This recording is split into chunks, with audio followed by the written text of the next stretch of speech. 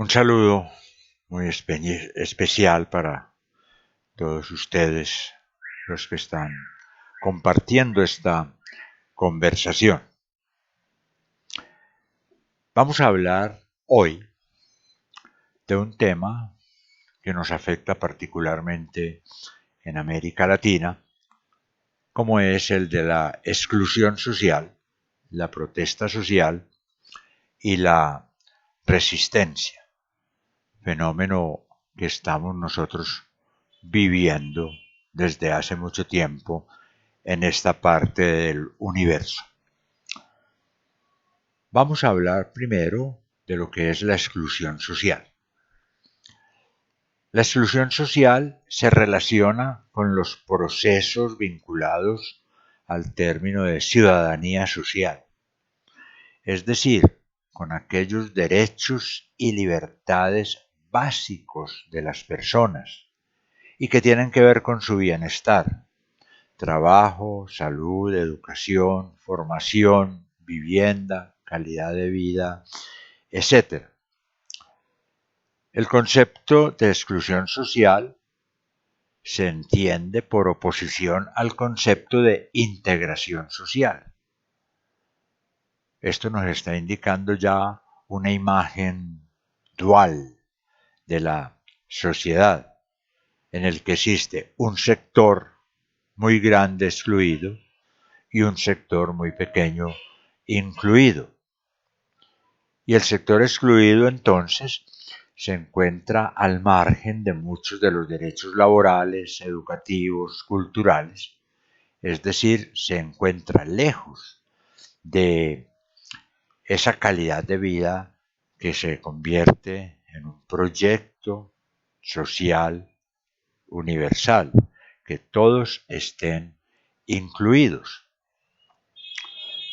Esa exclusión social indica la falta de participación de un gran segmento de la población en la vida cultural, económica y social, debido a la falta, a la carencia de los derechos y recursos básicos, como son el acceso a la legalidad, el acceso al mercado laboral, a la educación, al uso de las tecnologías de la información, al disfrute de los sistemas de salud y protección social, que harían parte de una participación social plena.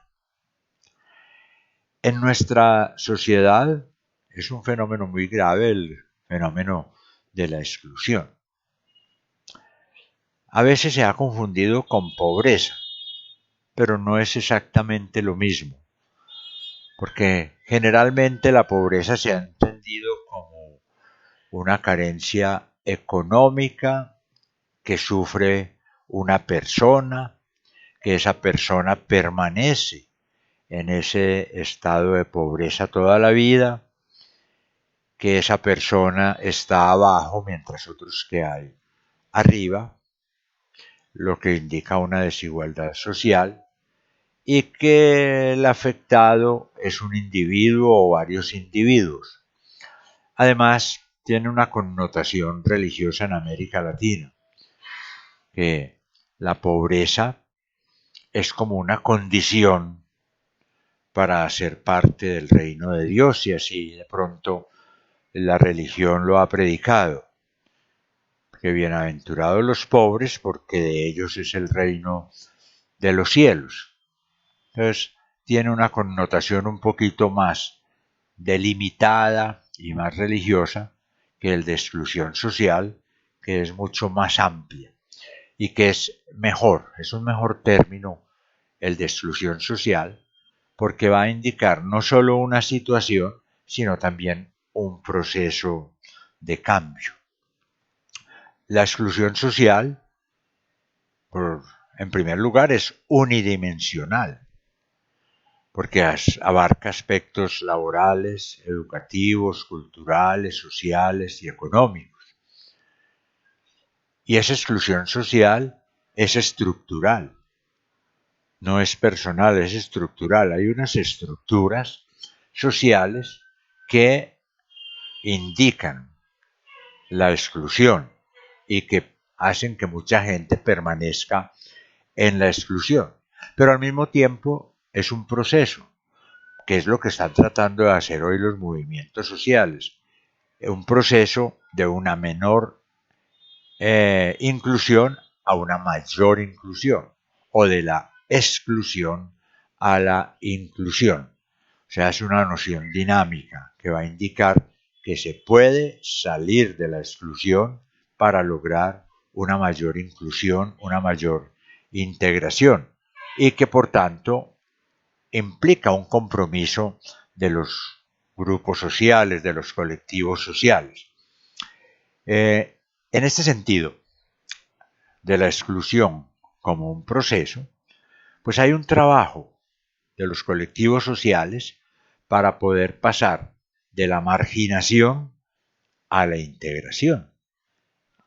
Normalmente uno ve que en la sociedad hay tres grupos de personas: los que están marginados, que tienen como característica estar excluidos del trabajo, estar aislados socialmente y ser, por decirlo así, entre comillas, insignificantes socialmente. Hay una zona media, que es la zona de vulnerabilidad, que es la zona donde están aquellas personas con un trabajo precario, con unas relaciones sociales inestables y con un proyecto de vida frágil. En cambio, el que está completamente integrado, completamente incluido, es el que tiene un trabajo estable, unas relaciones sociales sólidas y tiene un buen proyecto de vida. Esto nos está indicando que si la exclusión social es un proceso, se puede pasar de ser marginado a ser integrado. Pero también puede ocurrir que quien esté integrado por alguna circunstancia pase a una zona de vulnerabilidad, como ha ocurrido ahora con la pandemia. Muchas personas que tenían su trabajo estable y su proyecto de vida se vieron afectadas porque los echaron del trabajo, porque se perdió el empleo, etc. Y están en zona de vulnerabilidad. Entonces, la integración social debe ser un proyecto político, económico y social en el que intervengan todos los ciudadanos, no solo los dirigentes o no solo los que están comprometidos políticamente o sindicalmente. No, todos estamos en ese proyecto de pasar de la menor integración a la plena integración. Y eso va a indicar que nosotros tenemos que buscar la forma de atender a tres puntos centrales que podríamos considerar las columnas de la inclusión social. En primer lugar, que las personas puedan participar en la producción y en la creación de valor. O sea, que las personas tengan un trabajo digno. Digno significa bien remunerado, digno significa que sea un trabajo limpio y ético, y significa también que la persona esté satisfecha con su trabajo. Esto sirve para integrar a la persona en la sociedad, porque la persona se sabe útil a la sociedad y al mismo tiempo está devengando lo suficiente para llevar una vida digna según los cánones del lugar donde esté, donde resida. Ese sería el primer punto, la primera columna de la inclusión social. La segunda columna de la inclusión social es que la persona esté integrada a la sociedad como un ciudadano con plenos derechos. Por eso se ha de buscar que haya mecanismos de integración a la sociedad, mecanismos de redistribución de los bienes, de los servicios y de los beneficios sociales, y de mecanismos de reconocimiento de la persona como tal.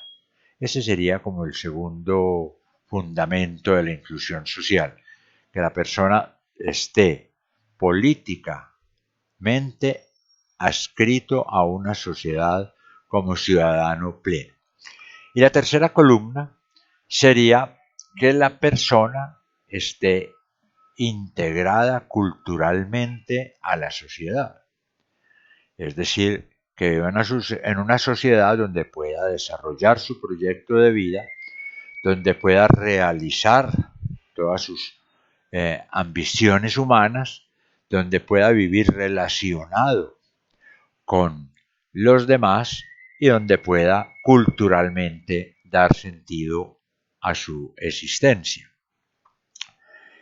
Eso, entonces, como vemos, es un trabajo, pasar de la exclusión a la inclusión. Ahora, cuando se habla de exclusión, no estamos hablando únicamente de exclusión laboral o de exclusión social. La exclusión es multidimensional.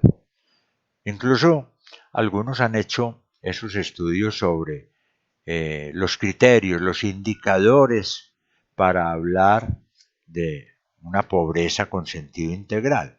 Ahora podríamos hablar mejor de unos indicadores para mostrar lo que es una integración integral, es decir, que abarque todo.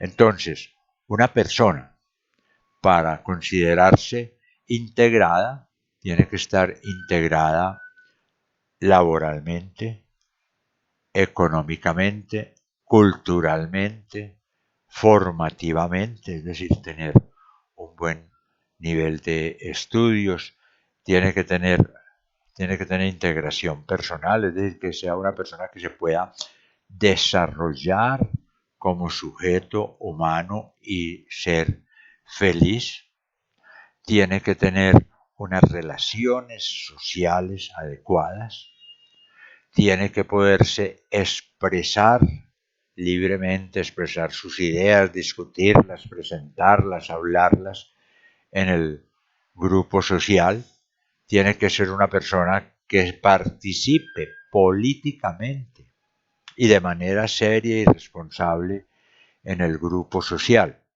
Tiene que ser una persona que realmente está como feliz en su vida y que no sea ni más ni menos que el conjunto de los ciudadanos.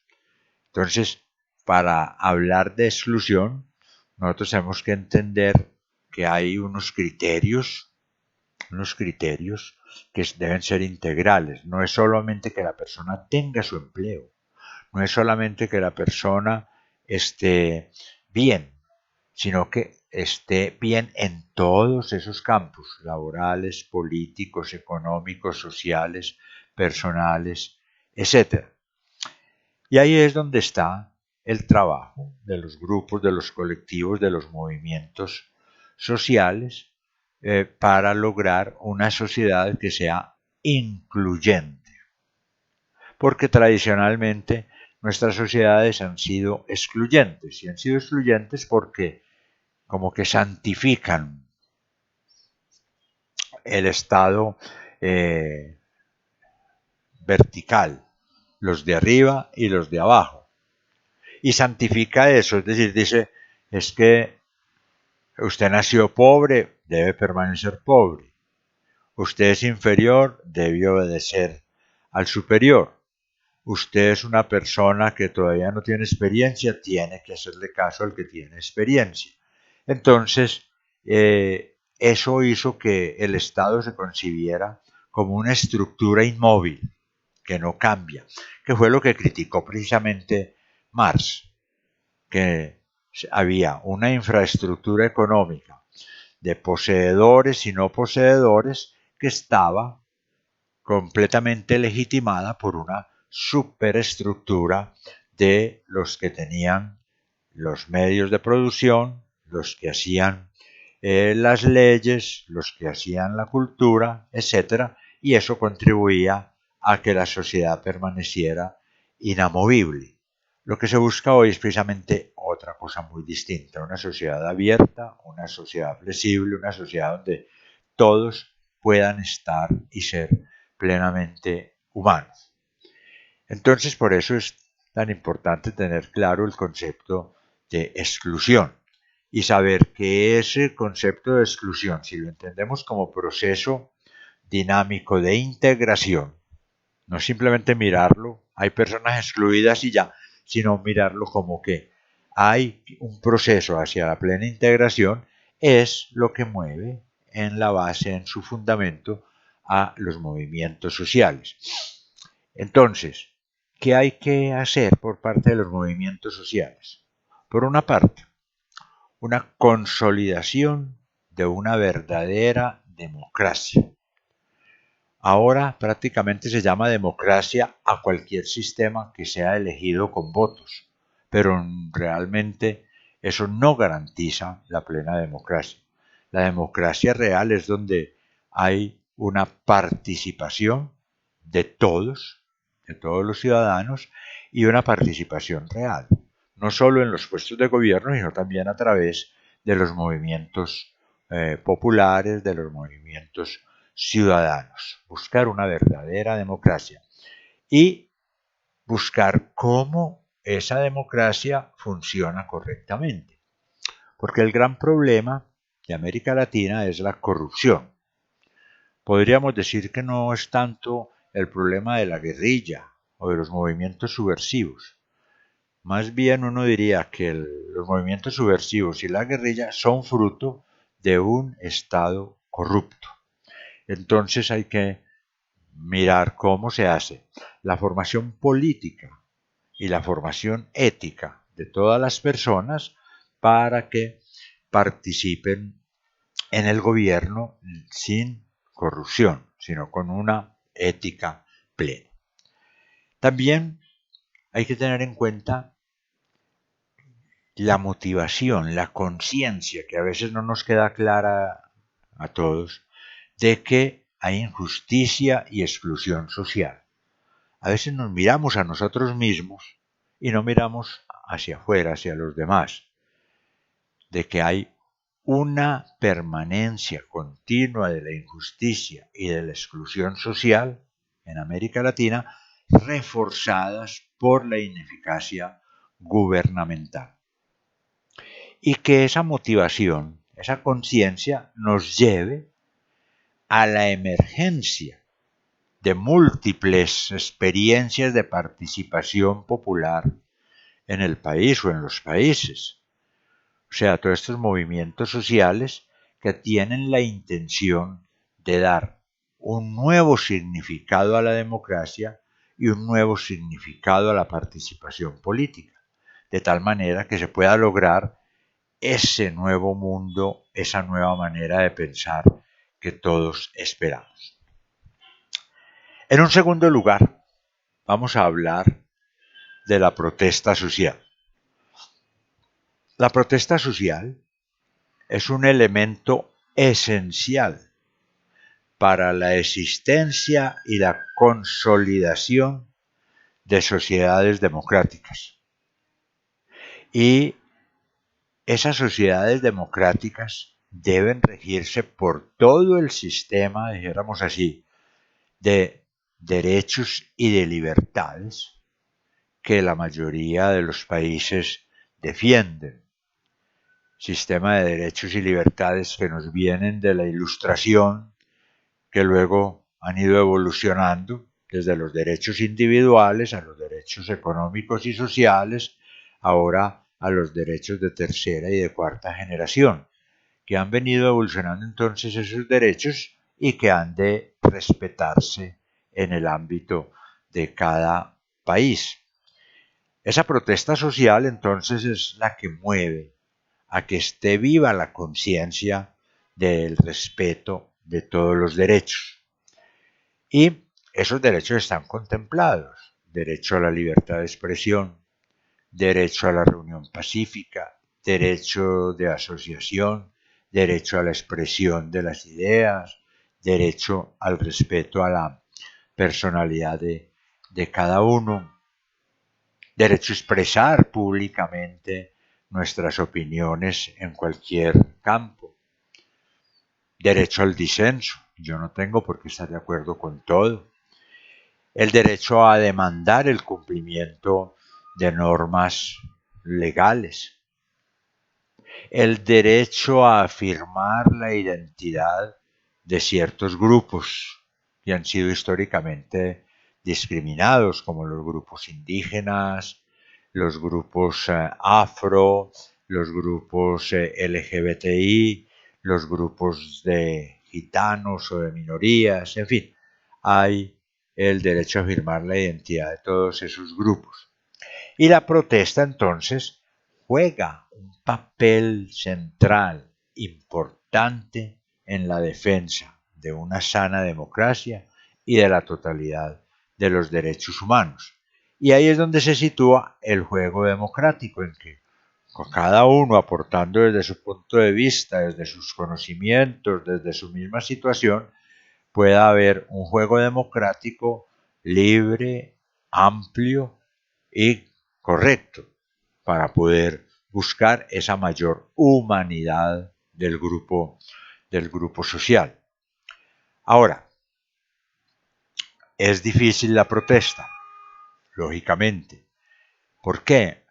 Porque no siempre los gobiernos aceptan la propuesta, sino que hay a veces acciones de represión, de dispersión, de limitación del ejercicio de los derechos en el espacio público, y esto por una mentalidad antigua que existe, que considera que toda movilización ciudadana es una asonada o es una alteración del orden público o es un atentado contra la estabilidad de la sociedad o del gobierno. Y entonces hay como en el fondo esa idea de que quien hace protesta es alguien que va a perturbar la calma y la tranquilidad del país.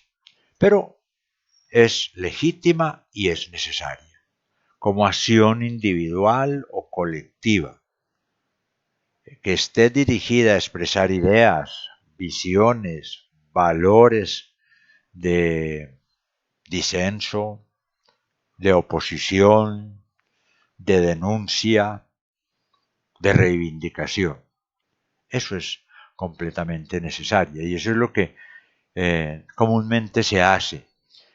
Expresar las opiniones, expresar las visiones políticas, económicas o culturales, la crítica que se hace a las instituciones, sea cual sea, la exposición de un problema público, la visibilización de la situación de algunas personas que están marginadas. Eso es muy positivo para el país.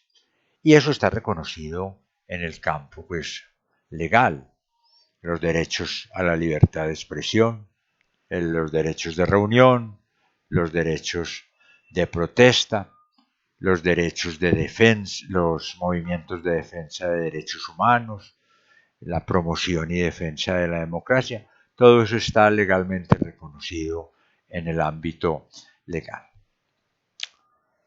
Un tercer punto que tendríamos que ver es cuál es la frontera o la distancia entre protesta y resistencia, porque a veces son fenómenos que se confunden y de hecho a cada momento se están confundiendo y es difícil muchas veces ver la diferencia entre protesta y resistencia.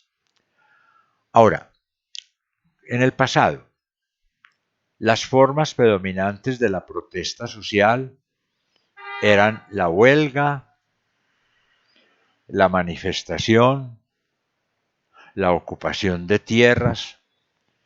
Entonces eran como el tipo de protesta tradicional huelga, manifestación, ocupación de tierras, bloqueo de vías. Esas eran como las formas de expresar la protesta, de hacer de pronto algún meeting o alguna reunión.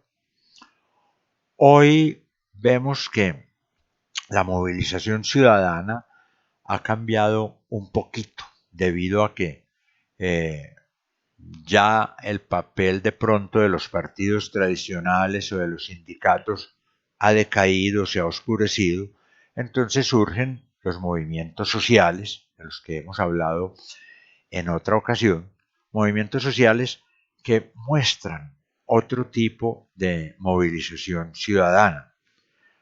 Lo que hemos visto en Santiago de Chile, en París, en Hong Kong, en Colombia, en el Líbano, en el Perú. Es decir, es un nuevo movimiento universal de los movimientos sociales. Si en años anteriores, podríamos decir entonces, los actores centrales de la movilización social eran los sindicatos, la clase obrera, los partidos y el campesinado, hoy son otras categorías sociales. Por ejemplo, los estudiantes, los maestros, las feministas, los artistas, las minorías étnicas, las minorías religiosas, los desempleados, los grupos LGBTI, etcétera, etcétera. Entonces, a diferencia de lo anterior, que era propiamente cuando las clases sociales eran las que protestaban, hoy son todo un conjunto de personas que no están unidas por clase o por ingreso o por partido, sino una cantidad de personas que tienen en común otras preocupaciones como la defensa de los derechos de un grupo, la protesta, la diferencia sexual, la religión, etc. Ya no podríamos aplicar exactamente ni el concepto de clase de tipo tradicional, tal vez como se entendía en el sistema marxista, ni el concepto de partido como se entendía en el siglo XIX y a principios del siglo XX. O sea, hay una diversidad de personas, de actores sociales que actúan ya hoy y que son personas que tienen algo en común, pero al mismo tiempo están buscando el bien de la sociedad, buscando lo suyo, pero abiertos a la sociedad. El problema es cuando un grupo se cierra en sí mismo y se radicaliza y se vuelve también dogmático, que ese es otro problema. Entonces, la multiplicidad de los actores actuales, las formas de la protesta, las agendas que tienen, hacen del estudio hoy de los movimientos sociales algo complejo. Y hay que tener mucho cuidado porque no es lo mismo un movimiento social que otro, ni sus finalidades son las mismas. Pero es importante que nosotros tengamos en cuenta que en general hay un movimiento muy amplio de tipo social que busca ese nuevo mundo, esa nueva manera de vivir distinto a lo que planteaban los movimientos sociales anteriores o como los partidos o como las clases sociales. El cuarto punto que vamos a mirar es el de la resistencia, ya directamente. La resistencia es aquel conjunto de actividades y de movimientos que efectúa un grupo de personas sobre algo que los está afectando, sobre algo que los incomoda, sobre algo que ellos ven que no los humaniza. Ese concepto de resistencia es relativamente nuevo, aunque ya desde el siglo XIX se hablaba de resistencia y luego durante las guerras mundiales se hablaba de resistencia para resistir especialmente al nazismo y al fascismo. Propiamente se empieza a hablar de resistencia a partir de Michel Foucault en en la Revolución de Mayo del 68, estudiando las estrategias de oposición a una realidad política, como de resistir a un determinado estado de cosas. Y Foucault precisamente proponía una resistencia que fuera activa, que fuera creativa y que fuera liberadora, liberadora de la subjetividad tradicional introyectada por la educación para crear una nueva subjetividad mucho más amplia y más libre. Hay tres ejes, tres puntos básicos para mirar y estudiar la teoría de la resistencia en América Latina. En primer lugar, la diversidad y las identidades que se presentan en el proceso de resistencia. En América Latina hay muchos grupos, muchas etnias, muchas mezclas, etc. Y hay que tener en cuenta que cada una de ellas pues tendrá sus propias reivindicaciones. Lo importante es saber cómo se articulan todos los movimientos sociales para que no aparezcan completamente separados en sus reivindicaciones. Hay que buscar cómo lograr esas reivindicaciones, es decir, cómo se estructura la relación entre los diferentes movimientos, cómo pueden plantear políticas comunes y cómo pueden mirar hacia adelante a la construcción de un nuevo sistema político y mostrar las alternativas frente a eso que es hegemónico, es decir, frente a lo oficial, lo hegemónico, lo estructural, mirar cómo se presentan alternativas que sean válidas. Es importante que todos estos movimientos de resistencia que se van oponiendo a acciones, decretos, actividades, planes que simplemente de pronto buscan mantener el status quo, es importante entonces que se tenga memoria. No es solamente una lucha en el presente, sino que la lucha tiene su fundamento en la memoria y en el testimonio de los testigos. Es decir, en el testimonio de aquellos que vivieron la exclusión, que sufrieron la exclusión, que fueron las víctimas. Eso de borrón y cuenta nueva no puede jugar papel en los movimientos de resistencia, sino que esa memoria es la que le da la fuerza, la base, el fundamento de verdad a las luchas actuales para poder construir el futuro. Entonces, la historia no es simplemente la historia de los grandes héroes, de los grandes líderes tradicionales, sino más bien mostrar la historia de aquellas personas, de aquellos grupos que resistieron, que se indignaron, que buscaron la justicia social, que se opusieron al dominio, a la dominación y que fueron creando nuevas formas, nuevas estructuras, nuevas maneras, nuevos modos de ser. Entonces, hacer la historia sobre la base de los testigos de la crueldad, de la represión, es fundamental para la resistencia hoy, haciendo una historia de las víctimas, no de los victimarios o de los jefes. Es interesante también en estos procesos de hoy de resistencia que ya no se fijan tanto, aunque lo tienen en cuenta, no se fijan tanto en las demandas de tipo materialista, el empleo, el transporte, la ayuda económica, sino que van mucho más allá. Ir buscando la igualdad de género, la defensa del medio ambiente, la búsqueda de realización personal, la posibilidad de expresión de las personas y de los grupos libremente, la posibilidad de creer o de no creer.